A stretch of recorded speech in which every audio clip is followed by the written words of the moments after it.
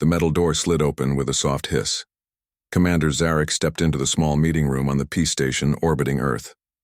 His old joints ached as he moved. 20 years had passed since the war ended, but the memories still felt fresh. To him, two humans waited inside. The woman had red hair tied back neatly. Her name tag read, Karen West. The man was tall with dark skin and a friendly face. His tag said, Alan Morris. Both worked for the Earth News Network. Thank you for meeting us, Commander, Karen said as she stood up. She did not offer to shake hands. Everyone knew that Zarians, like Zarek's, did not like to be touched. I agreed to 1 hour, Zarek said. His voice came through his translator device with a slight buzz. Some stories should not stay secret forever. Alan pointed to the chair designed for Zarian anatomy. Please make yourself comfortable. Zarek's four eyes blinked one after another as he sat down. His gray skin looked pale under the bright lights. The spines along his back moved up and down with each breath. Recording has started, Karen said. She leaned forward. Commander, you fought against humans in the Mind War. Then you joined our side. Why? Zarek's mouth parts clicked together. I need to tell you about someone first, a human named Patricia Coleman. The room grew quiet. Only the soft hum of the station could be heard. I had never met a human before the war, Zarek continued. My people, the Zarians, joined the Galactic Coalition thousands of years ago. We thought we knew everything about the universe. He made a sound that humans might take for a laugh. We were wrong. Outside the window, Earth spun slowly. Blue oceans, white clouds, green and brown land. A beautiful planet that had almost been lost. The harvesters came first to your Jupiter moon, the one you call Europa, Zarek said. They always seek water worlds. Their ships looked like black stars against the sky. Beautiful but deadly. Karen took notes on her tablet. Alan watched Zarek with wide eyes. Your people sent Lieutenant Patricia Coleman to the research station there, Zarek said. She was part of something called the Nexus program. We did not know then that some humans had special mental powers, mind readers, thought shapers, psychics, Alan said quietly. Yes, Coleman had these abilities stronger than most, Zarek said. The Coalition scientists tested her. They gave her drugs and machines to make her powers stronger. No one knew what would happen. Zarek paused to drink from a small bottle of glowing blue liquid. His kind needed different nutrients than humans.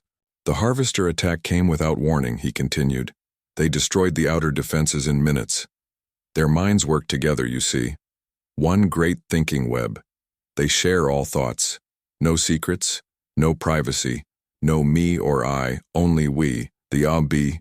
Lights in the room seemed to dim as Zarek spoke. It was just a power fluctuation on the station, but it made the mood more serious. Coleman was in the testing chamber when they came. The alarm sounded. People ran to the escape ships. Zarek's voice grew softer. But Coleman did not run. She used the machine still connected to her head. She reached out with her mind and touched the harvester thinking web. Karen stopped writing. She made contact with their hive mind? Voluntarily? Yes. Zarek's four eyes all blinked at once. A very brave thing, very painful. The Coalition ships came to evacuate the station. They could not get past the harvester blockade. Coleman created what you might call a mental wall. She hid the escape ships from the harvester's senses. Alan shook his head. One person couldn't do that. One normal person, no, Zarek agreed. But Coleman was connected to the amplifier machines. And she did something else, something we did not understand until later. While hiding the escape ships, she also pushed herself into the harvester web. She fed them false information, made them see things that were not there, made them waste time and resources chasing shadows. Outside the window, a small shuttle passed by, people going about their normal lives, never knowing how close humanity had come to extinction. For 3 days, she kept this up, Zarek said. 3 days of mental battle against thousands of linked minds. The Coalition forces used this time to regroup, to plan. When they returned with a larger fleet, they found the harvesters in chaos. Karen looked up from her notes. What happened to Coleman? Zarex was quiet for a long moment. When the coalition forces retook the station, they found her in the testing chamber. Her body was still alive, but barely. Her mind, he made a gesture with his three-fingered hand. Her mind had been torn apart and rebuilt many times. She had forced herself to think like a harvester to understand them. She had scattered pieces of herself throughout their web to confuse them. Was she able to recover? Alan asked. No, Zarex said simply. Her physical body died 2 days later. But before she died, she shared everything she had learned. The harvesters' weaknesses, their communication methods, their fears. They had fears? Karen asked. All beings fear something, Zarex said. The harvesters feared being alone, being cut off from the web. Coleman learned this and much more. She gave us the first real weapons against an enemy that had destroyed 12 worlds before reaching yours. Zarex stood up slowly and walked to the window. The earth continued its peaceful spin. Your people built monuments to the soldiers who fought with guns and ships, he said. But few know about Coleman. Her real file is still marked secret. Her family was told she died in an accident. Why tell us now? Alan asked. Zarex turned all four eyes toward the humans. Because the universe should know that the first real blow against the harvesters was not struck with a weapon of metal and fire. It was struck by a single human mind that refused to give up. He returned to his seat. And because Patricia Coleman was only the beginning, there were others whose stories must be told. The Silent Battalion, the Dream Architect, the Harmonic Convergence. He looked down at his aged hands, and the empathy weapon that finally ended the war. Karen and Alan exchanged looks. We have 53 minutes left, Zarex said. Shall I continue? Outside, Earth turned, its people living in peace, unaware of the sacrifices made by those whose names had been hidden from history. Until now. Karen checked her recorder to make sure it was still working. Alan offered Commander Zarex more of the blue liquid, which the alien accepted with a grateful nod. You mentioned something called the Silent Battalion, Karen said. What was that? Zarex's skin changed color slightly, turning a deeper gray. The small spines on his head rose and fell. The humans had learned this was a sign of strong emotion in Zarians. After what we learned from Patricia Coleman, both humans and the Coalition knew we needed more psychic fighters, Zarex said. But natural talents like Coleman were rare, so your military leaders tried a different approach. Alan leaned forward. What kind of approach? They created abilities where none existed before, Zarex said. His voice grew softer. Major Gregory Harper led what became known as the 103rd Cognitive Warfare Division. 57 human soldiers, who volunteered for neural surgery. Karen frowned. They put things in their brains? Yes. Small machines connected to the emotion and thinking parts of the brain. Zarex's four eyes blinked in sequence. The machines did two things. They turned down emotions, fear, love, doubt, happiness, all became quiet.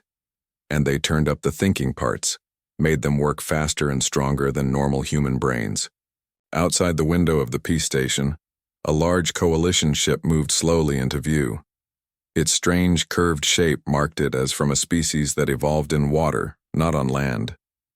These soldiers could think faster and clearer than any normal human, Zarex continued. And they could do something else, something we still do not fully understand.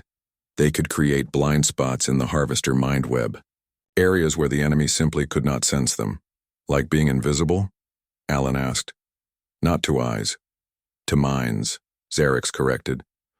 The harvesters sensed the thoughts of other beings. These enhanced soldiers could hide their thoughts. They became the Silent Battalion because they were silent to the enemy's mind-sensing abilities. Karen tapped her tablet. What did they do with this ability? They boarded harvester ships, Zarex said simply. Both humans looked shocked. Alan dropped his pen. That would be suicide, he said. For normal soldiers, yes. But these were not normal anymore. Zarex's voice held a note of sadness. While the main battles raged around Saturn, Harper's team snuck aboard the largest harvester ship. They discovered the anchor points, special, organic machines that helped the harvesters maintain their mind web across great distances. The station lights flickered again. This time the backup system kicked in, bathing the room in a soft red glow for a few seconds before normal power returned. Kiki. First mission was a great success, Zarek said. Harper's team destroyed 3 anchor points. When they returned, parts of the harvester fleet became confused, cut off from the main web. Our ships destroyed them easily. They survived the mission? Karen asked. They survived, but not unchanged. Zarek's hand made a circular motion.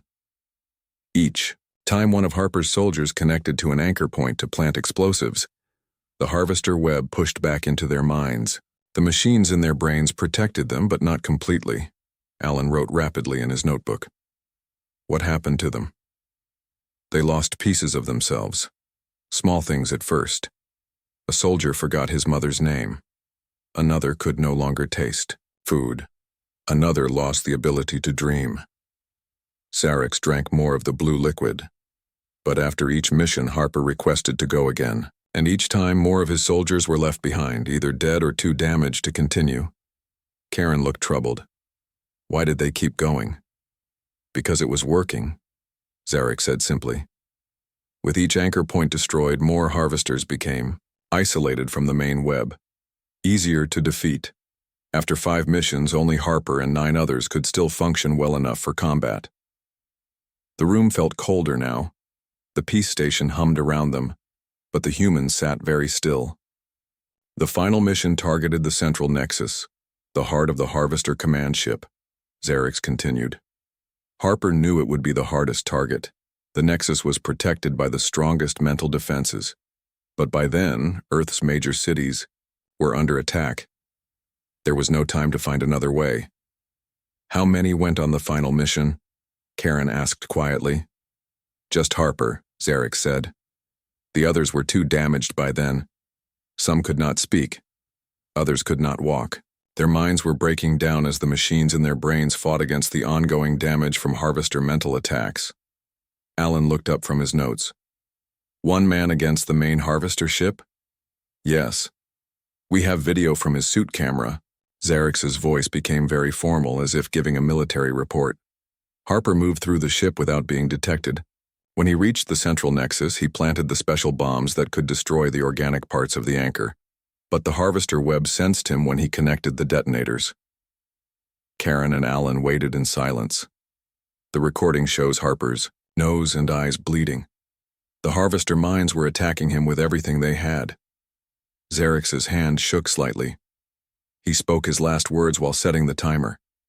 He said, "Tell Amy I'm coming to see her now." Who was Amy? Karen asked. His daughter. She died when the harvesters first attacked Earth. Zarek looked away. Harper detonated the bombs manually when he could not escape.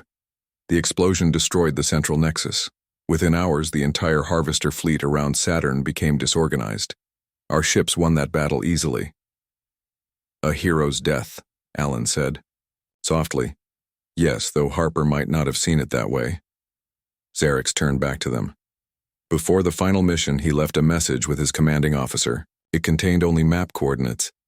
They led to a small cemetery in a place called Minnesota. Harper asked to be buried next to his daughter if his body could be recovered. Was it? Karen asked. No. Nothing remained after the explosion.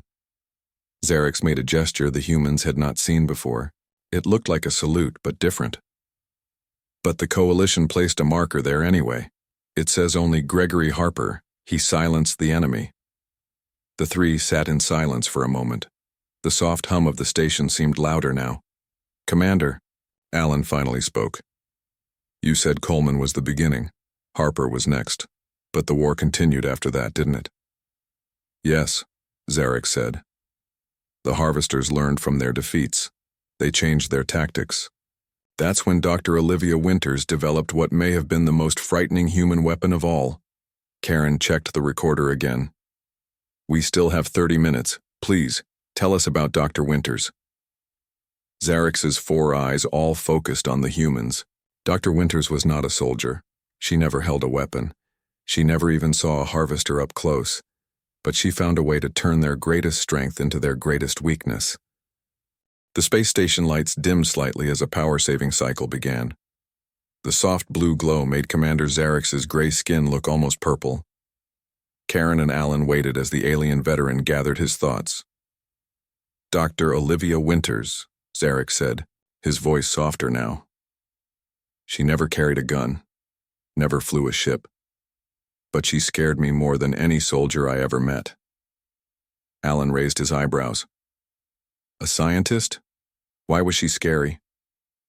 "Because she understood minds better than anyone," Zarek replied. "After the early battles, we captured pieces of Harvester technology, parts of their ships that were still alive." "Alive?" Karen looked confused. "Yes. Harvester ships were part machine, part living tissue. The living parts helped them share thoughts across great distances." Zarek's 4 eyes blinked slowly. Dr. Winters studied these living ship parts. She learned how Harvester minds worked together.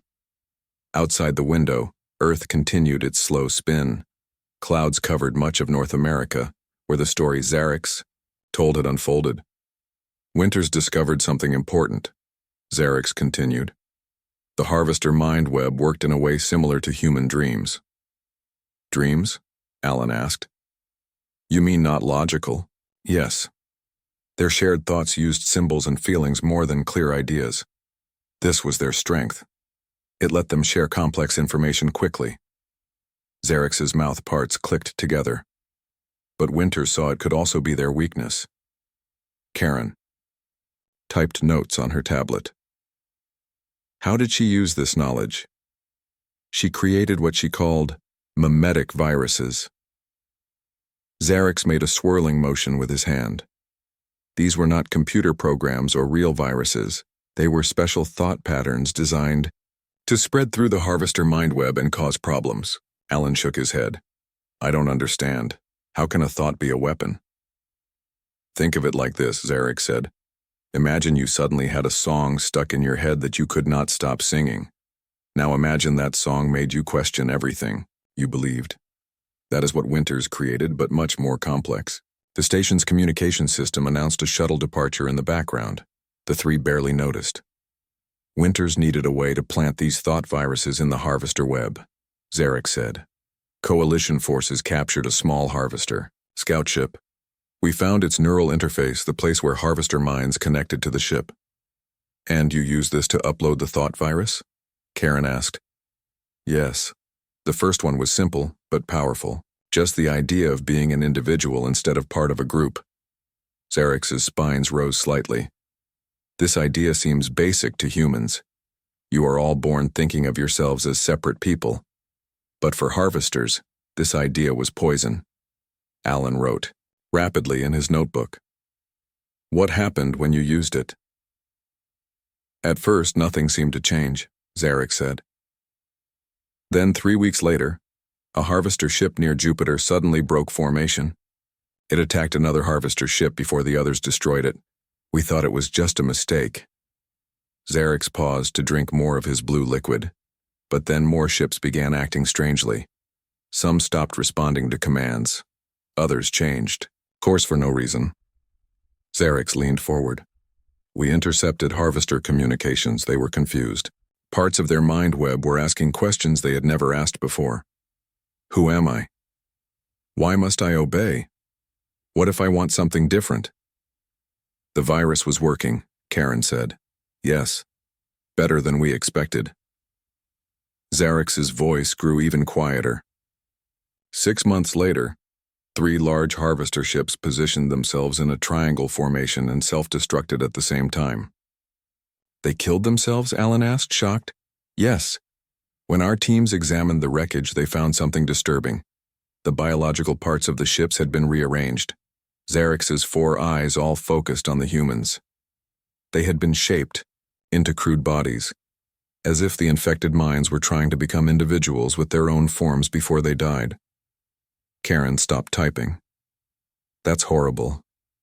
War is always horrible," Zarek said simply. But it worked. More Harvester ships began to malfunction. Their attacks became less coordinated. For the first time, we began to win battles easily. Dr. Winters must have been happy with the results, Alan said. No. Zarek shook his head in the human way, something he had learned during his time working with Earth forces. The security videos from her lab tell a different story. She worked day and night, often not sleeping for days. Her assistants asked why she pushed herself so hard when her weapon was working. What did she say? Karen asked. She said, because I can feel them dying. Each one thinks it's alone at the end. Zarek's voice became very quiet. You see, to create the thought viruses, Winters had to understand the harvester mind deeply. She had used the neural interface herself many times. She had touched their thoughts directly. Alan looked troubled. She felt sorry for the enemy? Not exactly. She understood them too well. She knew exactly what her weapon was doing to them. Zarek clicked his mouth parts together. Imagine knowing exactly how your enemy suffers because of your weapon. Not guessing, but knowing for certain. The room was silent except for the soft hum of the station's life support systems. Did she continue making these thought viruses? Karen finally asked. Yes. She created 12 different versions, each one more effective than the last. Zarek's skin darkened slightly. The final version contained the concept of regret, the human ability to feel bad about past actions. This was completely unknown to harvesters. When it spread through their web, many of their ships simply stopped fighting. They just drifted in space, doing nothing. That gave your forces a big advantage, Alan noted. Yes. We destroyed many harvester ships during this time. It seemed like we might win the war. Zarek looked out the window at Earth. But the harvesters were still learning. They found a way to isolate parts of their mind web, creating separate networks that could not all be infected at once. They adapted as all successful species do. What happened to Dr. Winters? Karen asked. She died before the war ended, Zarek said. Not in battle. Her mind simply broke. The doctor said she suffered from extreme empathic overload. She had spent too long connected to the harvester thoughts. In her final days, she could not tell which thoughts were hers and which belonged to the enemy she had been fighting. That's so sad, Karen said softly. Yes, but her work changed the course of the war. Without her, humanity might have lost. Zarek straightened in his chair. After Winters, the harvesters changed their strategy. They began a full attack on Earth itself. That's when the most unusual weapon of all was used. What was that? Alan asked. The Nebraska event, Zarek said, what humans called the harmonic convergence. I've never heard of it, Karen admitted. Few have. It was kept secret even from most of the coalition forces. Zarek's eyes gleamed in the dim light. It was the moment when over 200 human minds joined together to become something new, something powerful enough to stop the harvester fleet with a single thought. Commander Zarek shifted in his seat. The metal joints in his exoskeleton made a soft clicking sound. Outside the window of the peace station, the lights of a passing ship briefly lit up the room. By this point in the war, things looked bad for Earth, Zarek said. Dr. Winters thought viruses had worked for a while, but the harvesters adapted. They created separate mind webs that could not all be infected at once. Karen nodded as she checked her recorder. So what was this Nebraska event you mentioned? It began with a human named Daniel Garcia, Zarek said. He was not a scientist like Winters or a soldier like Harper. He was a communications specialist. His job was to fix and improve the equipment that your forces used to talk to each other. A technician? Alan asked. Not a psychic? No, not a psychic. Just a man who was good with machines. Zarek's four eyes blinked in sequence. Garcia had been studying the equipment that coalition forces used to boost the powers of human psychics. He noticed something no one else had seen. The station lights dimmed briefly as another power-saving cycle began. In the softer light, Zarek's alien features looked less strange, more tired. Garcia discovered that when two psychic humans used the equipment at the same time, their power was not just doubled, it was multiplied. Zarek made a circular motion with his three-fingered hand. He called it harmonic resonance. like when two musical notes played together create a sound bigger than either one alone. Alan wrote quickly in his notebook. And he thought this could be used as a weapon? Yes. He believed that if enough humans with even small psychic abilities joined together, they could create a mental force strong enough to attack the Harvester fleet directly. Xerix drank the last of his blue liquid. The military leaders were desperate enough to try anything. By then, Harvester ships were entering Earth's orbit. Your major cities were being attacked. Karen leaned forward. So what happened in Nebraska? Garcia set up his equipment in a large flat field. Coalition ships brought special amplifiers that we had used in the past to help single psychics. Xerix's voice grew softer. He arranged everything in a big circle. 217 regular citizens with very small psychic abilities volunteered to join 43 trained psychic soldiers. Over 250 people? Alan sounded surprised. Yes. Each one sat at a point in the circle, connected to the equipment. Garcia took the center position. He would coordinate their minds. Xerix's skin darkened slightly. Our scientist warned that it was too dangerous, that human minds were not made to connect this way. But there was no more time for tests. The Harvester command ships were already moving into position above your planet. The faint rumble of the station's engines could be felt through the floor as it adjusted its orbit slightly. Our satellites recorded what happened next, Xerix continued. When Garcia activated the system, a visible energy field appeared above the circle. It rose high into the sky like a tower of light that stretched 60 miles up. 60 miles? Karen looked skeptical. Yes. We have the recordings. For 7 minutes and 32 seconds, every human in that field became part of one mind, one consciousness. Xerix's voice held a note of awe. They reached out together and touched the Harvester command ships in orbit. Alan stopped writing. What did they do to the ships? They did not destroy them. They did something worse. Xerix's mouth parts clicked rapidly.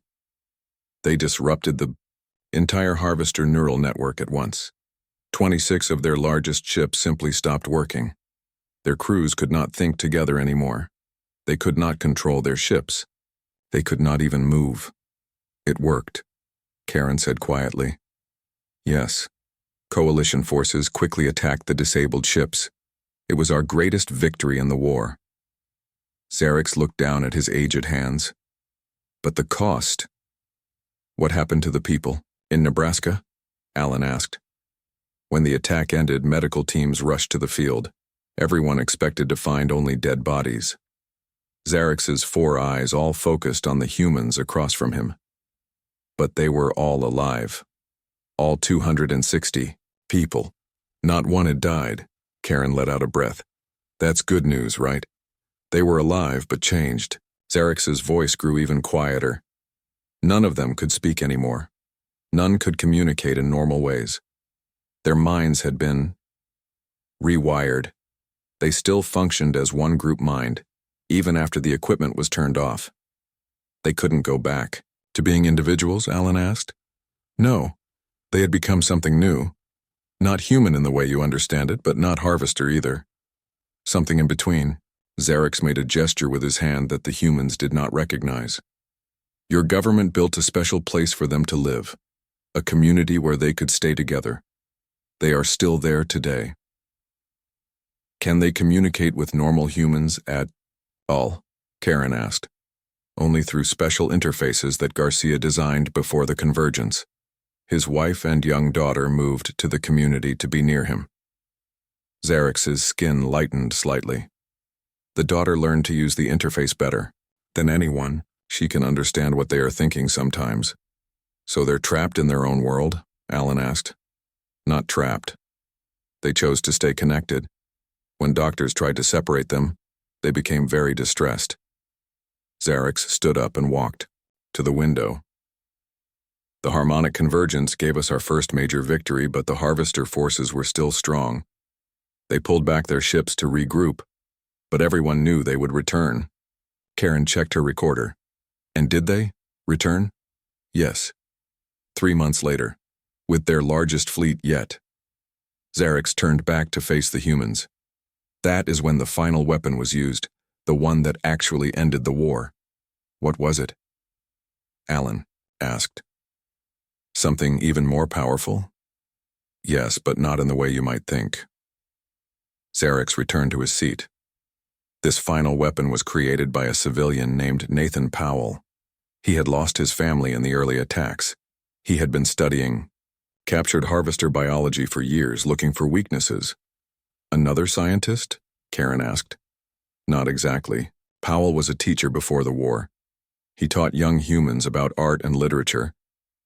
Zarex's mouth parts moved in what might have been a smile.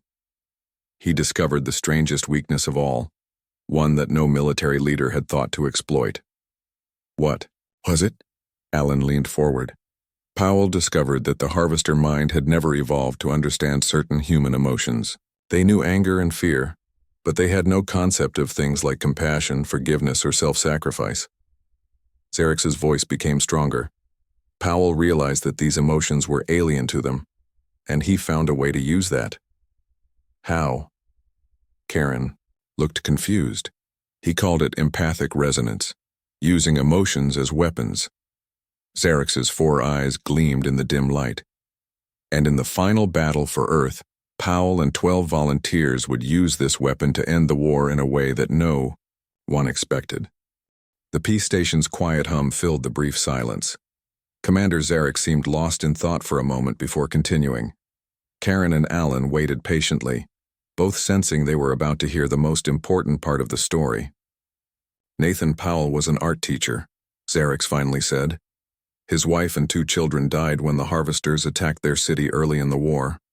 Most humans in his position joined the military or worked in weapons factories.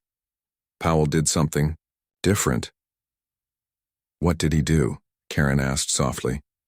He volunteered to work with the science team studying harvester biology. Zarex's 4 eyes blinked slowly. They needed people to help sort through the recovered materials. Powell had no science training, but he was careful and patient. Outside the window, Earth continued its peaceful spin. The blue oceans and white clouds showed no signs of the terrible war Zarex described. After 2 years of this work, Powell noticed something strange. Zarex continued. The harvester brain had no structures for processing certain types of thoughts, no parts for understanding ideas that humans take for granted. Alan looked up from his notes. What ideas? Empathy, forgiveness, self-sacrifice. The concept of helping others with no benefit to yourself. Zarex made a sound that might have been a sigh.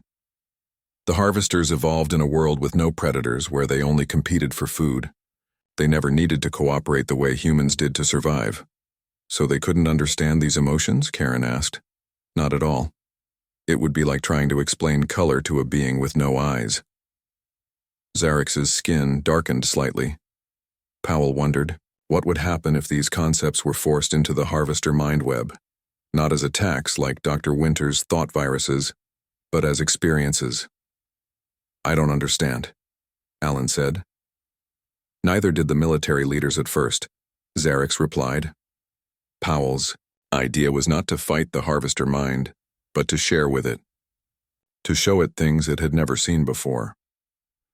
The station lights brightened as the power-saving cycle ended. Zarex looked older in the stronger light, his exoskeleton showing many small cracks from age. By this time, the war was going badly again. He continued.